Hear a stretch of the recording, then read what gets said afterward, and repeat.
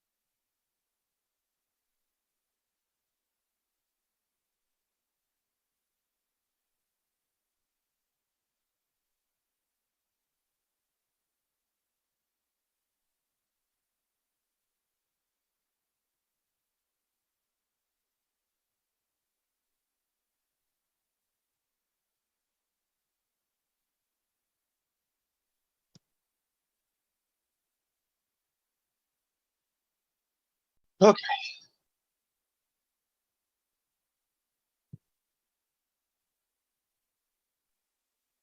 Um,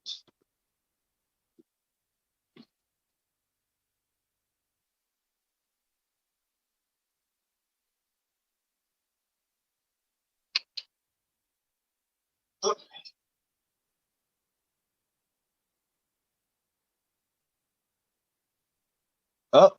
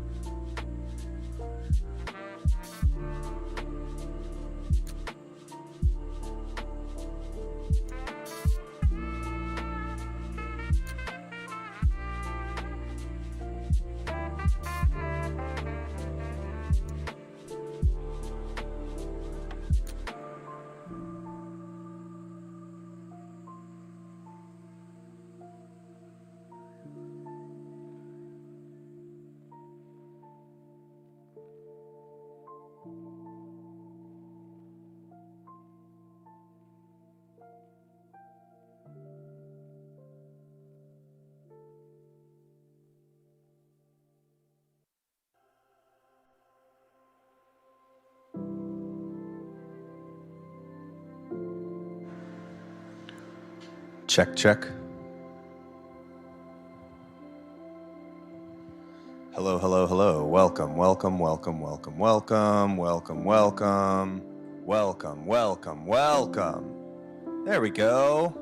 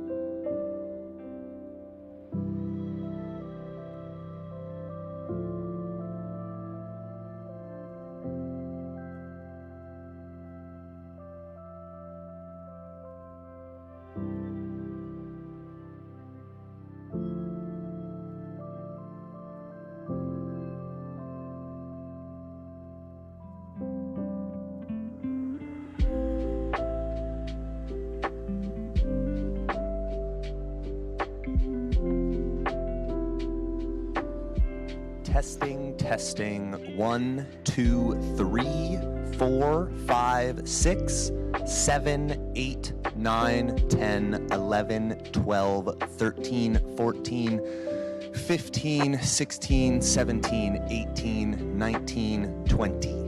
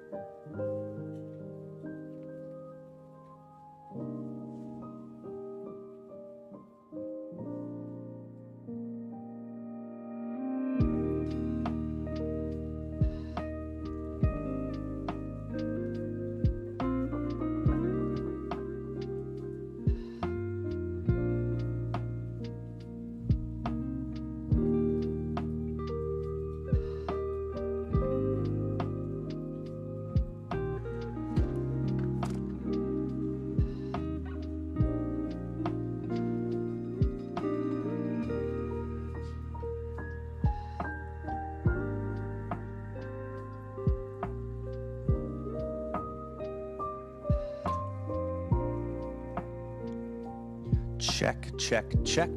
1, 2, 3, 4, 5, 6, 7, 8, 9, 10.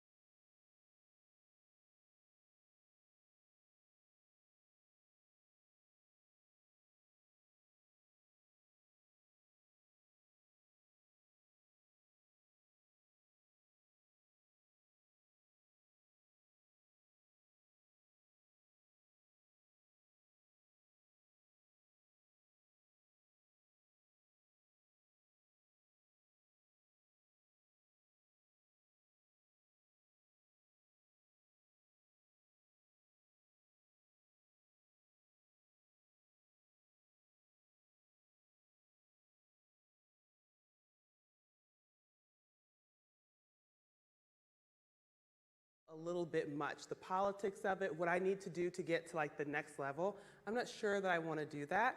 And on the other hand, I really love storytelling and podcasting. So I'm kind of wrestling with these two things, and I decide I'm going to invest a little bit more. The way I've been investing in myself personally, I'm going to invest in my hobbies. So I start taking storytelling classes. I start working on a podcast with Ronald Young Jr. I start taking improv classes. I start doing all kinds of different things that sort of like excite me personally in the same ways that I had invested in myself professionally. And I realized like I might want to take a chance on myself personally and switch careers. But I like stability, but I don't know, and I went back and forth, and then I finally decided that I was going to pursue a full-time career in the arts, in storytelling, and I went to work for a small nonprofit that did live storytelling events, and I was so excited. My friend and I went to London, and we like cheers, and we said, oh my gosh, because she also had made some professional moves, and we said, oh my gosh, we did it, we bet on ourselves, 2020 is gonna be our year, we've nailed it. It did not work out that way.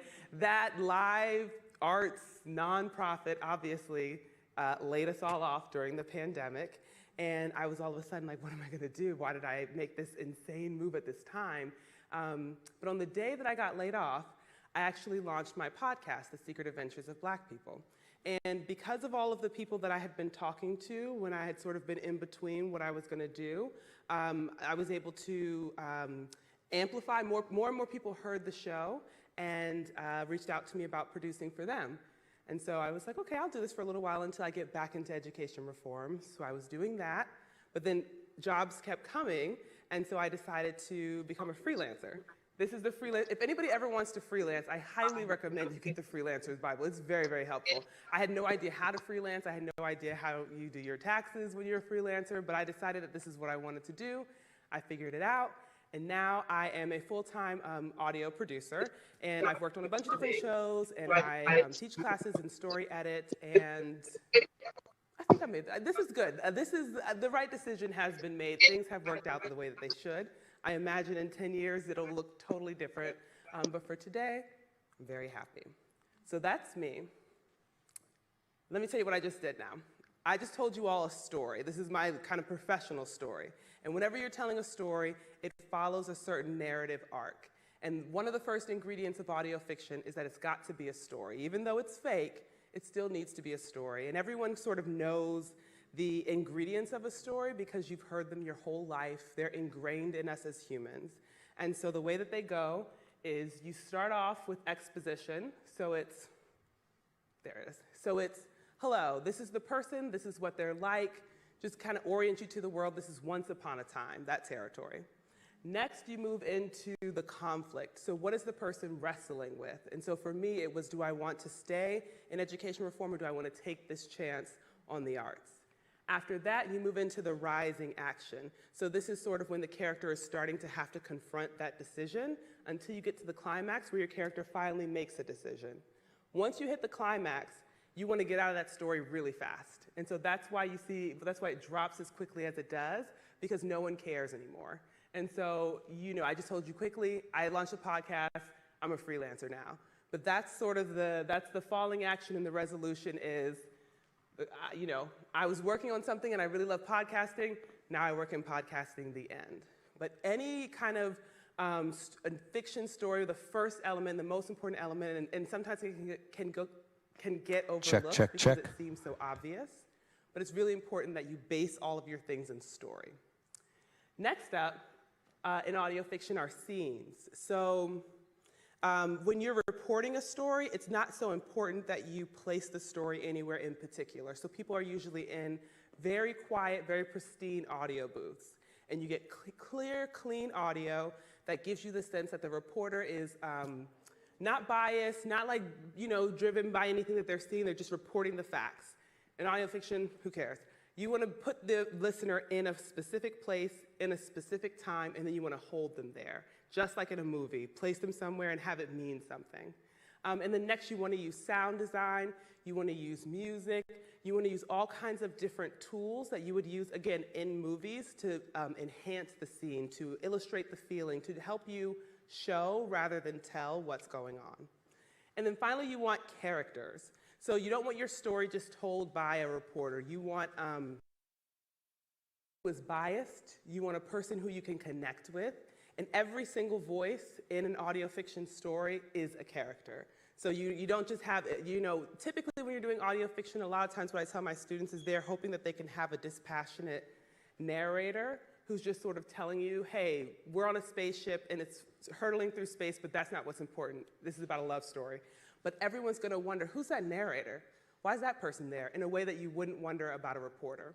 So these are all of the elements, and now we're gonna dive into them a little more specifically. I'm gonna play a little piece of audio for you. Oops, okay. I'm gonna play some audio for you. So for the past year, I have been working on a show called The Truth, which Choki beautifully, that's what it sounds like in the beginning, you'll hear it. And The Truth is an audio fiction podcast. And each episode is a bit like the Twilight Zone. It's not the best description, but it's a little bit like that. And it's completely audio fiction. The goal is to create movies for your ears. And so I'm gonna play a clip from an episode of a show called The Shadow of the Hum. And it's an apocalyptic story that's part of a larger series. And it's about, there's a sound that happens that has caused a bunch of people in the earth to disappear. And some people have survived and some people are gone. So in this scene, you're gonna hear a character who's all alone and who has developed a kind of unusual coping mechanism for being alone. I'm gonna see if you all can guess what the coping mechanism is. And this character is walking through a place, trying to get to a couple other characters that he had met before in a previous episode, but he had been really weird and had done some shady stuff, and now they don't really want to talk to him anymore. And so he's nervous and he's trying to figure out, how do I make up for being really weird? I hope they'll be my friend. So I'm gonna play, let's say about we'll see how we feel. 3 minutes of it, and then I'll pause, and then we'll go through these questions. So as you're listening, be thinking about this, and think about the ingredients of a scene that I just shared with you, and see what you notice about sound and what it's telling you, and the characters in the scene. See what you see as you listen.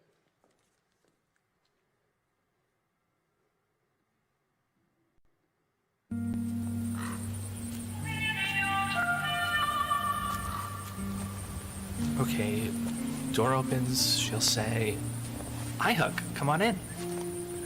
And I'll say, "Hi, Millie." No, "Hey, Millie, what's up?" No, I'm not gonna say what's up. That's... "Hey, Millie, nice to see you. Thanks for inviting me." Okay, yeah.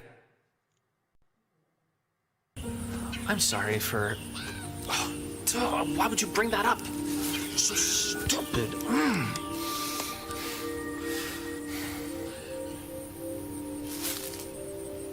It's in the past. Yesterday is not ours to recover, but tomorrow is ours to win or lose. And I'm gonna win it. I'm gonna. That's right. You will. Okay. They open the door. She'll be like, "What do you have there?" And I'll say, "Books. I know you like fantasy. I didn't know what you'd already read, so I brought Moonlight Archer, The Chronicles of Haymore. I have the first Inward Paladin book. I brought some games, too. I found a checkers board once, so I made my own pieces, and I was hoping I'd find someone to play with. And cards. If you know card games, I know a few, I think. And... That sounds like a lot. Okay. For a first visit. Then I'll just say, just some stuff. But if you do ask... We're not gonna fucking ask. What we'll probably ask is, how long has it been since you've seen another person, Huck? Okay, that rock is this here, so it should be...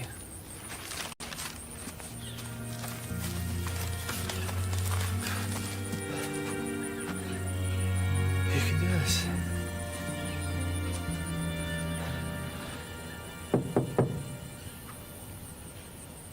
Hello? Millie?